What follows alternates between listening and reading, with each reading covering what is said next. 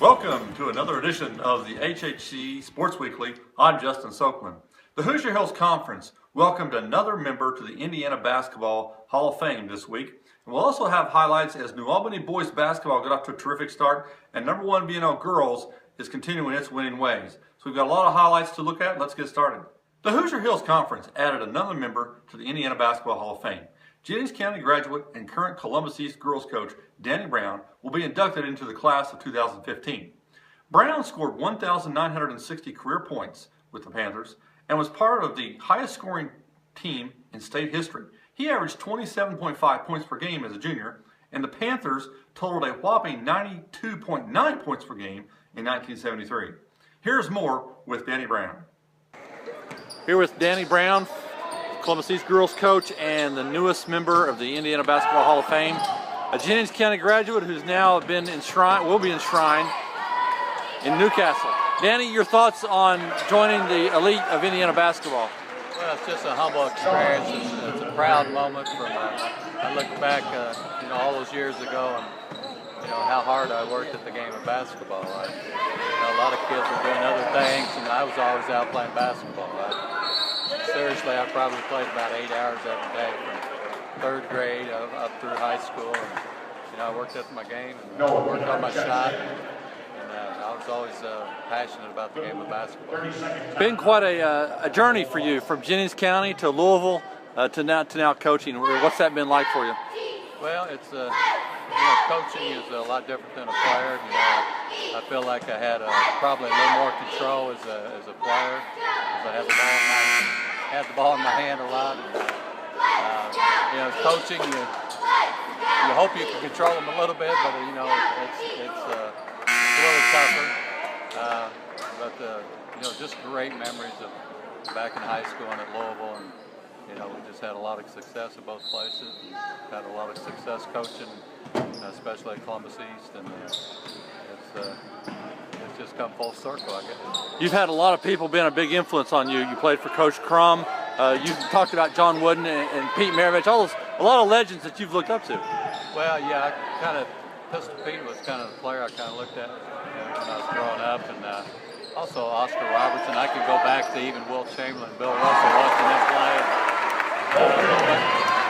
My high school coaches, Don Schrader especially, and Bill Springer, my senior year, came in. But Coach Crum is probably, I'm still running the Louisville system, the UCLA system, and I learned all that. Coach Crum's just a master teacher, and I've taken a lot of what I've done successfully in coaching from him and applied it to the high school level. You thought about your speech yet? That's a long way off. But a little bit. I was up there last year for Billy, of course, and it goes fast. You only get 3 minutes, so I think I can cover 3 minutes okay. In boys basketball, New Albany is off to an impressive start. The Bulldogs are now 3-0, including a 59-49 road win at Columbus East in the HHC opener. Devon Winburn has been the offensive catalyst for the 4A number 10 Bulldogs, and promising freshman Romeo Langford exploded onto the scene with 32 points at Evansville Harrison on Saturday night. New Albany coach Jim Shannon has plenty of talent to work with. Winburn had a very good first half and played a pretty solid game. Same Bloomington South. Yeah. He had a great first half tonight. Somehow we got to keep him, going in the same direction. The second half he was in the first half. Part of that maybe we're calling too many sets. He takes the ball out of his hand, but he's just in the flow and he's going. I think that's when he's at his best. So, but we've got to figure out ways to get other kids involved in the offense. Columbus East also has a talented team with scorers Connor Umphris and Parker Chitty, the son of Coach Brent Chitty. Our first night out, I thought offensively we got a little impatient sometimes. Probably my son more than anybody, but that's just because he's got one gear and he just tries to play hard. But I thought we got better as the game went on, and that being our first game against a very, very good team, well-coached team, I am pleased with that. We're going to have to work on a lot of things to get better, which we will. And but we've been practicing. It's tough to simulate their quickness and their athleticism who practice. It's just tough, But I thought, as the game went on, we did a pretty decent job. In girls basketball, 3 teams are still undefeated in the league race. 4A number 1 BNL is 8-0, even while playing half its games without star senior guard Alexa Bailey as she recovers from an injury. Seymour is 6-0 after an impressive overtime win over Bloomington South, and 3A number 11 Madison has won 6 straight since it lost its opener. Macy Lubker and Morgan Ritz are players to watch for the Owls, while Olivia Crozier, who is headed to Southeast Missouri, is averaging 17 points and 10 rebounds for the Cubs.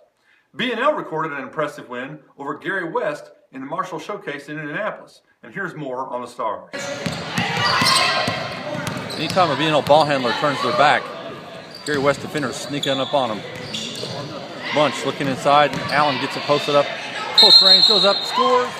Bragg is double team, spins out of it, attacks it. Here's Messmore corner, no. Bunch claims it. Gets it out of there. Lauren Bailey looks inside. And McBride slips into a 3-pointer. Got it. McBride to Messmore, good. BNL can pretty much do whatever it wants today. Messmore looking inside. This is the back out. BNL sets it up. You have to think as well, with Evans not on her game today as far as scoring. I was pleased how we fought. I think we're a better team now than we were when we left Gary at 9 o'clock in the morning. That's the main thing. It's not February right now. It's Well, how about the McBride girl and Allen both are just tremendous players both of them? Yeah, I mean, 33 you can't move her on the block, and 20 is she's got the inside, outside. They're both quality players. McBride at the top of the key, she drives into the paint. She goes up and she scores and she got fouled. Handling that type of pressure with those type of athletes without my best guard on the floor, I'm still pretty happy about that. You got to be pretty happy with the fact that you built the 30-point lead because you played extremely well to get to that point. Yeah, I think we did it. We've done a much better job now, I think, of understanding where the basketball needs to be. That's something we've talked about and tried to work on, of playing to our strength and getting the basketball where it needs to be, and then coming back and if there's opportunities after that, then that's the time to take that. So I think we've done a good job of that. Hopefully we can continue to understand that. I think if we come with a full understanding of that, we're going to be really good. Your Jenna inside, a double-double. I think she had 16 rebounds, and Dominique had a great game as well. Yeah. Your 1-2 punch has played well. Right. I mean, athletically, they're great athletes, but they don't have a lot of size. And, if they had some size, they'd be really hard to handle. Also, they've got some great guards. So we knew that was our strength, and that's where we were going to go. Like we talked about, playing to our strengths. We're going to try to do that. We're going to try to go to those two first. If they don't have anything clean, then we're going to come back out and then we're looking for something else. So I thought we did a great job. Defensively on Evans, phenomenal job, 6 points that she got. Yeah, we really tried to focus on her, just keeping her in front of us, and making her shoot tough shots. And I don't think basketball is that complicated. If you can keep somebody in front of you, if they can beat you by shooting over the top of you, they're pretty good. But for most time, if you can keep them in front and get a good hand, you're going to make them shoot a low percentage shot. So that's Plenty of big games ahead in the Hoosier Hills Conference this week. In boys, on Friday, BNL will visit Columbus East, Floyd Central is going to New Albany, and Seymour will visit Jeffersonville. On Saturday, the Red Devils will go to Madison, and the big game of the weekend will be 3 number 4 Corden, who features Indiana State recruit Bronson Kissinger visiting New Albany. In the girls basketball, on Saturday, 4A number 4 Center Grove will visit BNL for a clash of top 10 teams, and Seymour will visit Madison in a big game to decide the race in the Hoosier Hills Conference. That concludes another episode of the HHC Sports Weekly. Be sure to follow us on Twitter and on Facebook as we track the success of all the league teams and its top individuals. Until then, thanks for watching.